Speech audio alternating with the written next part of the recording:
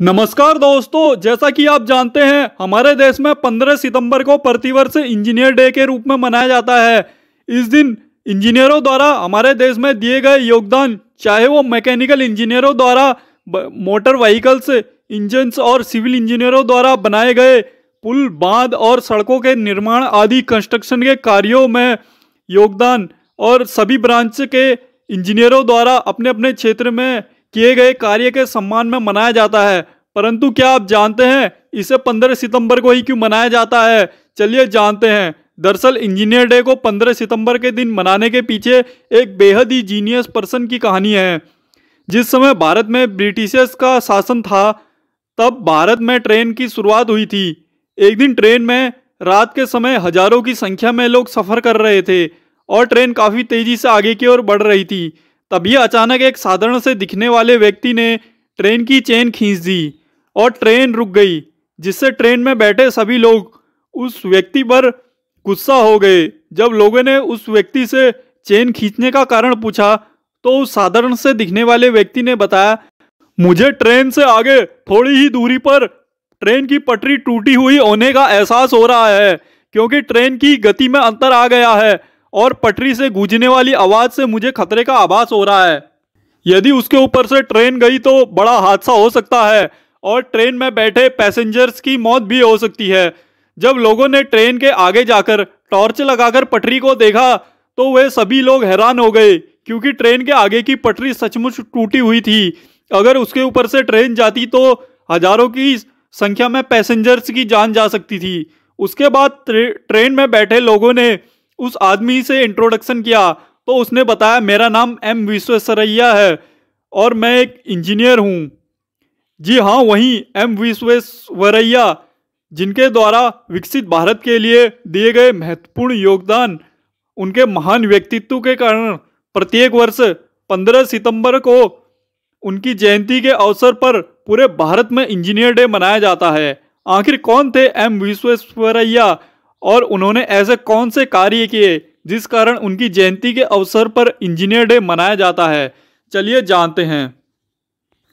M Visvesvaraya, जिनका पूरा नाम मोक्षगुंडम विश्वेश्वरैया था, जितना अलग इनका नाम था उतनी ही अलग इनकी सोच और इनका व्यक्तित्व भी था। इनका जन्म 15 सितंबर 1860 को मैसूर रियासत में हुआ, जिसे आज हम कर्नाटक राज्य के रूप में जानते हैं। इनके पिता का नाम श्रीनिवास था, जो एक टीचर थे, और इनकी माता वेंकचम्मा थी, जो एक हाउसवाइफ थी। एम विश्वेश्वरैया जब 14 वर्ष के थे तभी उनके पिताजी का देहांत हो गया, जिस कारण विश्वेश्वरैया जी को काफ़ी कठिनाइयों का सामना करना पड़ा। आर्थिक स्थिति कमज़ोर हो जाने के कारण इन्होंने बच्चों को ट्यूशन पढ़ाकर आगे की शिक्षा जारी रखी। अपने गांव से 12वीं की परीक्षा प्रथम श्रेणी से उत्तीर्ण करने के बाद आगे की पढ़ाई के लिए बेंगलोर चले गए, जहां से इन्होंने 1881 में बीए की परीक्षा पास की। एम विश्वेश्वरैया इंजीनियरिंग करना चाहते थे, लेकिन इंजीनियरिंग करने के लिए उनके पास पैसों की कमी थी। उनके जज्बे और जुनून को देखते हुए मैसूर सरकार ने उनकी आर्थिक सहायता की, जिससे उन्होंने पूना के साइंस कॉलेज में सिविल इंजीनियरिंग में दाखिला लिया और 1885 में इन्होंने पूरे कॉलेज में टॉप किया। सिविल इंजीनियरिंग की डिग्री लेने के बाद 1885 में ही इनका सिलेक्शन पुणे में असिस्टेंट इंजीनियर के रूप में हुआ। इन्हें भारत का पहला सिविल इंजीनियर भी कहा जाता है। इसके बाद इनके बेहतर कार्य और इनके कठोर परिश्रम के कारण इनका कद बढ़ता ही गया। 1896 में इन्हें एग्जीक्यूटिव इंजीनियर बनाया गया। एक इंजीनियर के तौर पर इन्होंने कई ऐतिहासिक काम किए। इन्होंने सिंधु नदी के पानी को दूर दूर तक गांवों तक पहुंचाया। मध्य प्रदेश के ग्वालियर में स्थित तिगरा बांध और पुणे के खड़कवासला बांध को बनाने का श्रेय भी इन्हें ही जाता है। साथ ही साथ इन्होंने कई पुलों के निर्माण और पक्की सड़कों के निर्माण सहित बहुत से कंस्ट्रक्शन के कार्य किए। इनकी इसी कार्य क्षमता को देखते हुए मैसूर के राजा ने इन्हें मैसूर को संभालने की जिम्मेदारी दी। उस समय मैसूर काफ़ी संकट से जूझ रहा था।